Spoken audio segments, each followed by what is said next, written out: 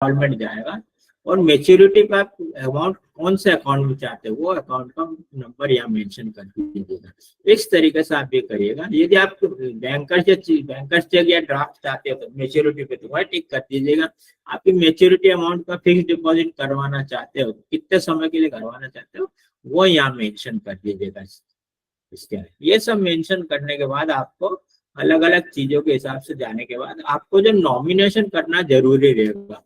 ये मैंने इनवेरिएबली आप लोगों को बोला कि हर अकाउंट में आप लोग नॉमिनेशन करवाएंगे, तो उसका जो रजिस्ट्रेशन नंबर बैंक देता है, अकाउंट होल्डर अपना नाम देगा, है ना, और किस अकाउंट में वो करना चाहता है, डिपॉजिट का नाम, term deposit, saving deposit, current deposit, और उस अकाउंट का नंबर देगा, और नॉमिनी का डिटेल यहाँ दे देगा पूरा, नॉमिनी का नाम, एड्रेस, मोबाइल नंबर वगैरह सब देके, डेट ऑफ बर्थ वगैरह, इन केस ऑफ माइनर वगैरह हो तो वो देके उसको वो देना पड़ेगा, और सिग्नेचर करेंगे यहाँ पे, और 2 लोगों से विटनेस करवाने के बाद इसको सबमिट करेंगे।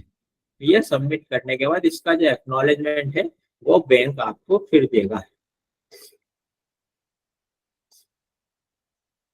ये देने के बाद आपको जो टर्म्स एंड कंडीशन है, जैसा मैंने बताया था, सेविंग बैंक डिपॉजिट का, डिपॉजिट अकाउंट को, वो उसको पढ़वाना है, समझाना है, या और यहाँ पे दस्तखत करवाना है। यहाँ दस्तखत करने के बाद ये जो आपको नॉमिनेशन का फॉर्म है उसका एक्नॉलेजमेंट देगी बैंक, डेट और सिग्नेचर सील लगा के, और इसका रजिस्ट्रेशन जो होगा जिस अकाउंट में, वो अकाउंट का नंबर और रजिस्ट्रेशन नंबर और नॉमिनी का नाम, ये पूरा आपको अकाउंट होल्डर को ये दिया जाता है।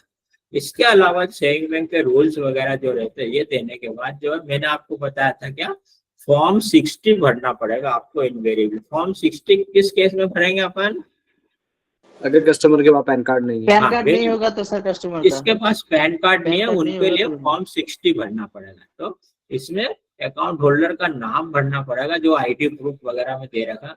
उसके बाद जो है उसका, यदि उसने अप्लाई कर रखा पैन के लिए तो उसका एप्लीकेशन का नंबर और एक्नॉलेजमेंट नंबर कुछ हो तो यहाँ देना पड़ेगा। यहाँ देने के बाद उससे आपको ये लेना पड़ेगा, यदि उसने अप्लाई नहीं करा है तो उससे ये लेना पड़ेगा कि जो उसका जो एस्टिमेटेड टोटल इनकम है सभी सोर्सेज से, उसके माइनर चाइल्ड और स्पाउस वगैरह के साथ, वो इनकम टैक्स एक्ट के अंतर्गत जो है वो ट्रांजैक्शन लिमिट के अंदर है, इतना उससे लेने के बाद वो इसमें उसका वो लिख लीजिए जो एग्रीकल्चर इनकम मेंशन करता है, या इसका जो अदर इनकम है वो दीजिएगा, फिर उसका नाम लिखवाइएगा, और उसके अलावा वेरीफाई करवा के उसका डिक्लेरेशन और प्लेस वगैरह का नाम मेंशन करिएगा।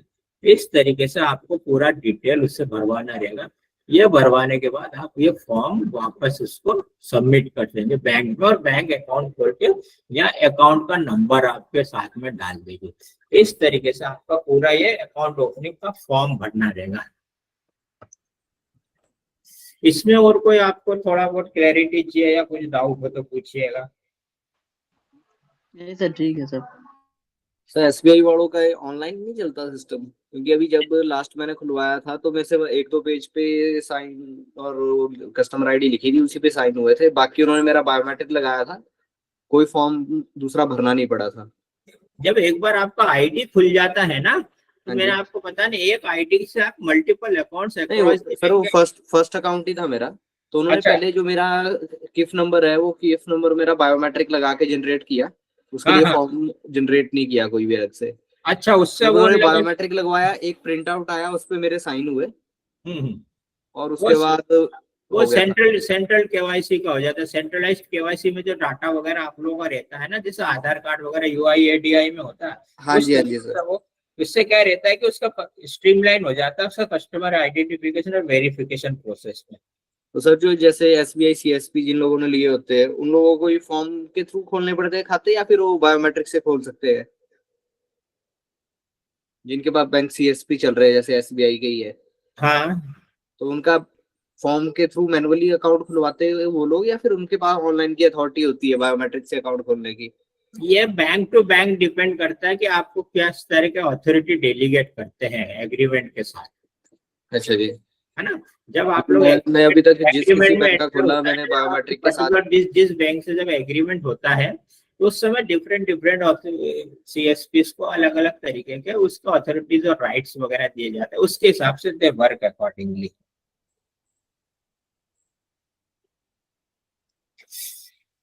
क्लियर है आप लोगों को? जी। और कुछ डाउट? अदरवाइज आप लोगों को चाय पीने नहीं के लिए सर। है? और कुछ आप लोगों को डाउट हो तो पूछिए, otherwise we will wind up this session. Class खत्म सर? क्लास एंड हो गया, उसके बाद दूसरा क्लास होगा? लास्ट सेशन आप लोगों का रहेगा 15:15 से 4:15 से।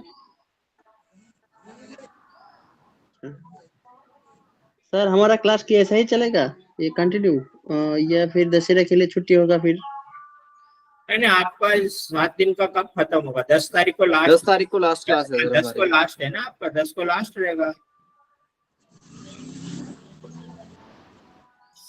ठीक है चलिए, सर। ऑल द हमारे यहाँ बेस्ट पे दशहरा चल रही है तो इसीलिए कुछ सभी आज को। से शुरू हो गया सब। तुमने 10 तारीख को टेस्ट है आप लोगों का? टेस्ट दीजिए 10 तारीख को। 10 तारीख को टेस्ट लेंगे वो लोग आपका।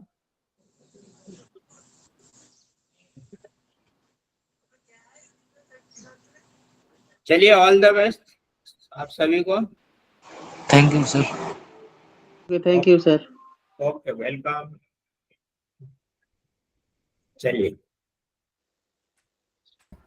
हाँ पार्टिसिपेंट नमस्कार, मैं प्रदीप शर्मा बोल रहा हूँ। तो आप लोग अभी कंटिन्यू करना चाहिए नमस्ते सर। क्लास या कुछ 5 मिनट का ब्रेक लेना